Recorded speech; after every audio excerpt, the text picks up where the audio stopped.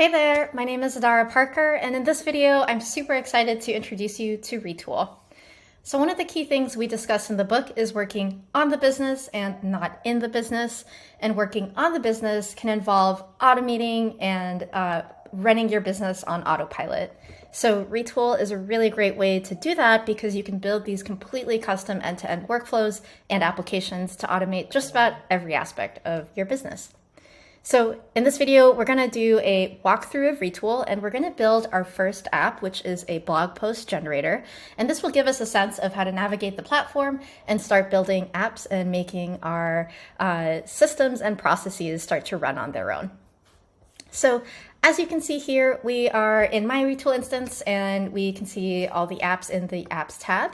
But before going into building our app, I'd like to walk us through the types of resources or data sources that we can bring into our applications. What makes Retool so powerful is that you can bring in any database, any API, any spreadsheet into your apps, and that's what gives you that customizability. So if we click Create New Resource in the upper right-hand corner here, we can see that we can bring in any API, Google Sheets, major databases, as well as popular third-party databases and software, including Snowflake, Slack, and Salesforce, to name a few. This just gives you a sense of the breadth of data sources that you can bring into your apps. Now, for example purposes, we're going to create a blog post generator, and I just went ahead and created a blank app. Usually there's an introductory walkthrough here. We're going to skip it. And this leaves us with our canvas as well as our navigation panels on the left-hand side here. The first panel is our components panel. So each user interface is comprised of pretty much the same components again and again. You'll typically see tables, text input fields, buttons, and charts. And so this is going to save us a lot of time by using things that are already pre-built so that we don't have to be building these things from scratch. So for our blog post generator app, I think we might want a title, a text input field to put in the topic that we want our blog post to be about, and a text area field to show that topic or blog post when it's fully written so that we can edit it, as well as a button to actually run the blog post on click. Cool. So just like that, we have the key pieces of our interface. Now, if we click into any of these components, on the right-hand side here, we see a detail panel of what's in that component and what we can configure. So in the value property of the text input field here, we see that we're greeting the user, and the way we do that is by using double curly braces.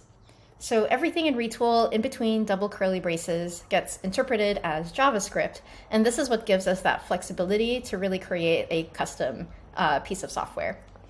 In this case, we can see that we're referencing the currently logged in user, their first name, and this is how we're greeting whoever's logged in. For our example, we're going to just call this my blog post generator. Great. And then in the text input field, we're going to label this topic. This is where we'll be putting in our blog post topic. And then this is where we'll be putting in our blog post draft. And then this button, let's say, write my post. Cool. Just like that, we already have a working interface. And now what we want to do is submit a prompt to GPT to write a blog post for us. And the way we do that is with a query.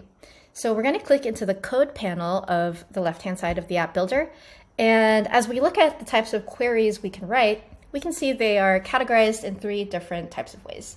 First is a data query, which is a query on top of your database, an API endpoint, or in this case, an AI endpoint. Second is a JavaScript query, which is ability to write pure JavaScript and custom code. And third is a workflow. This is the ability to fire off a workflow and run automations for you in the background. So we're going to get to that in a later tutorial. So for this, we're going to go ahead and write an AI action, and this is how we're going to be able to reference GPT-4. This is connected to Retool's AI integration, which comes out of the box. For production use cases, I recommend putting in your OpenAI or Anthropic API key, but for now, this will do in terms of showing you what's possible. Under the action drop down here, we can select generate text or a variety of text actions, chat actions, document, and image actions. So there's a lot of types of apps we can build with this already. And then in the input property, this is where we're going to be inputting our prompt. So here we're going to say, write me a blog post about, and then here we want our topic. So we're going to use double curly braces. And as we see here, when we hover over, this component is called text input 1.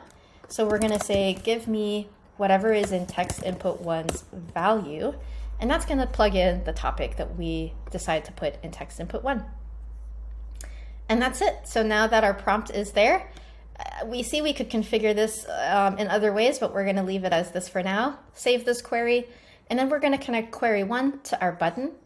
Basically, every button has an event handler, which you can configure. In this case, we're going to have it fire off query 1, and it will run on click.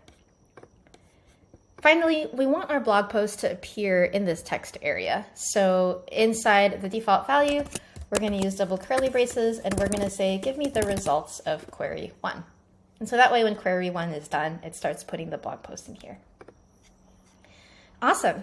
And so that's it. If everything was wired up correctly, I can now go into end user mode, and I can say, let's write a blog post about coffee. Write my post. It'll fire off the query, and we can see that GPT-4 is now writing us a blog post on coffee. I hope this was a helpful introduction to Retool, and I hope you can start to see how you can very quickly bring your ideas to life in a simple application. In the next video, we're going to go over workflows, which is how you can run these types of queries in the background without needing to click a button. So stay tuned, and I'll see you there.